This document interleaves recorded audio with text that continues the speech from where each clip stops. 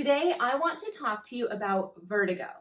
Vertigo is a symptom from multiple sclerosis that for some can be debilitating. It often causes you to feel off balance or really dizzy, and it really affects your life, not only because it doesn't feel great, but also it can affect your walking and your mobility. My name is Gretchen Hawley. I'm a doctor of physical therapy and a multiple sclerosis certified specialist. And I created this page to help give you tangible exercises and strategies so that you can champion your life with MS. Vertigo can be caused directly from the demyelination that occurs with multiple sclerosis, but it can also be caused from things outside of MS, things like a viral infection, or sometimes there's no apparent cause for it at all. And there are two different types of vertigo.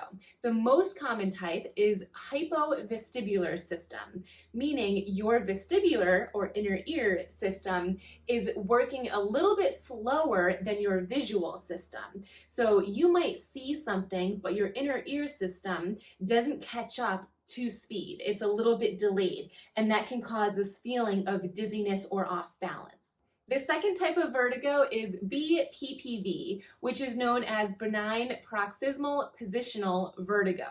And this is the type where you feel like you're falling over to the side, or you're walking and you actually start leaning over towards one side or the other. And these two different types are treated very different. The first type is what is more common in MS.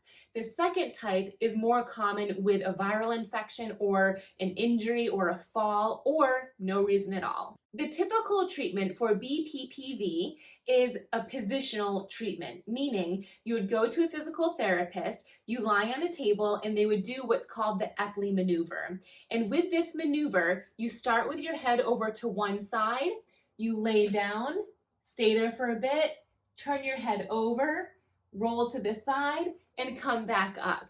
And the goal is actually to induce and bring on the vertigo, which might sound a little crazy. But with this type of vertigo, the crystals that are in our inner ear system are in the wrong tubes. So by changing your position and doing this maneuver, it gets the crystals to fall out of the incorrect position and go back in to the correct position. So usually when you have BPPV, you do this maneuver in the PT clinic and perhaps at home as well.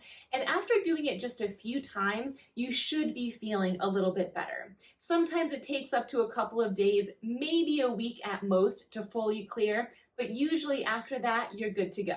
The hypovestibular system is what is more common in multiple sclerosis.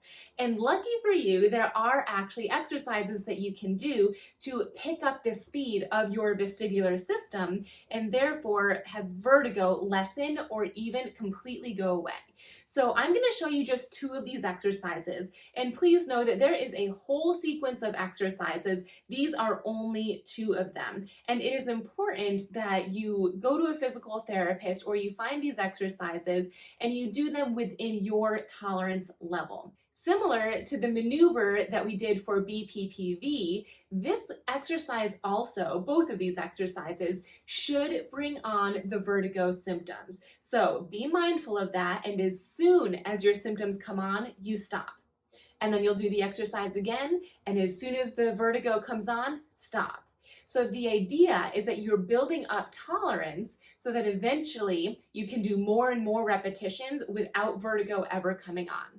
Let's get to the exercises. The two that we are going to do today are based on head movements, and there are others that are based on eye movements, others that are based on walking, but today we're going to focus on the head because one of the things that can bring on or provoke this vertigo is head movement. So if you turn to look at someone, it might bring on your vertigo, or if you look up or down, it might bring on the vertigo. So these exercises are geared towards reducing vertigo when you have to move your head around. So let's jump to it. The very first one that you're going to do requires that you pick a point in front of you. So I am going to choose my little camera that I'm looking at right now. But at home, what you can use might be a Post-it note that you put on a wall in front of you. Or maybe you choose the corner of your TV. Or if you're looking at your laptop right now, maybe choose the small little camera that's up on top. You don't want to choose a big item. You wouldn't want to choose a door, but you would want to choose a smaller item like the doorknob. So try to find a smaller item or put a post-it note or something in front of you. And on that post-it note, maybe put an X to make it even smaller. From there, what you're going to do is keep your eyes immediately directly on that item that you're going to be looking at. From here, slowly move your head over to the left while your eyes stay on the target. Then slowly, don't forget to blink, slowly move over to the right. And then back over to the left. And then back over to the right. You might have a couple times where your eyes actually leave the mark, not on purpose, but just because it happens naturally. When we don't train our brain to move our head without our eyes, which is called the vestibular ocular reflex, or VOR, when we don't train that, it's natural for our eyes to look away, and that can cause an imbalance as well. So the goal is that you can go back and forth as many times as you can with keeping your eyes right on your target. And then at some point, if your vertigo does come on, stop. And that might only be, for some people, 2 repetitions, or 5 repetitions, or 30 repetitions. The goal that I typically say is to shoot for 30 times of going to the left and then the right. So that's 1, left, right, that's 2, and you keep going up to 30 times, stopping whenever your symptoms come on. If you did that exercise and you did not feel any symptoms come on, that's a good sign. But if you still are feeling vertigo, then you just move a little bit faster. So the way to progress that exercise would be to go quicker speed and see how many times you can do that. As soon as your vertigo kicks in, stop, wait for it to go away, relax a bit, and then continue. The second exercise is very similar, except instead of moving our head side to side, we're going to move our head up and down. However, our eyes still stay on that same point that you were looking at before. So, eyes stay straight. Ideally, you're sitting up nice and tall, core muscles are nice and taut, and you're going to look down as far as you can without your eyes shifting away from that item. And then slowly come up and go all the way up as high as you can without losing your sight on that thing that you're looking at, and then down. So we're just going to go up and down. You can blink. And the idea is the same thing as the side to side version, where you keep your eyes straight, keep moving, do as many times as you can before vertigo kicks in. If it's not kicking in and you feel like you still have vertigo and you still want to work on this, try to go a little bit quicker. This really is going to be different for everyone, and it might even be different for you each day.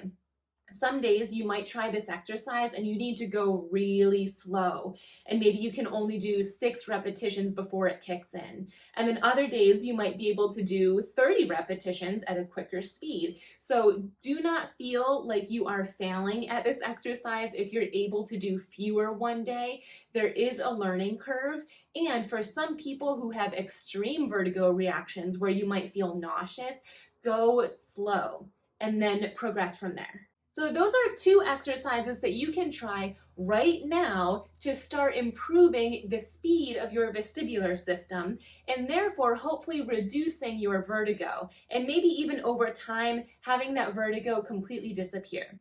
Again, these are just 2 of the many exercises, and I do plan to create a mini course sometime soon in the near future where I share with you all of the exercises and how to progress them. But for now, these 2 are a great start. I hope you enjoy them, and make sure that you are checking in with yourself.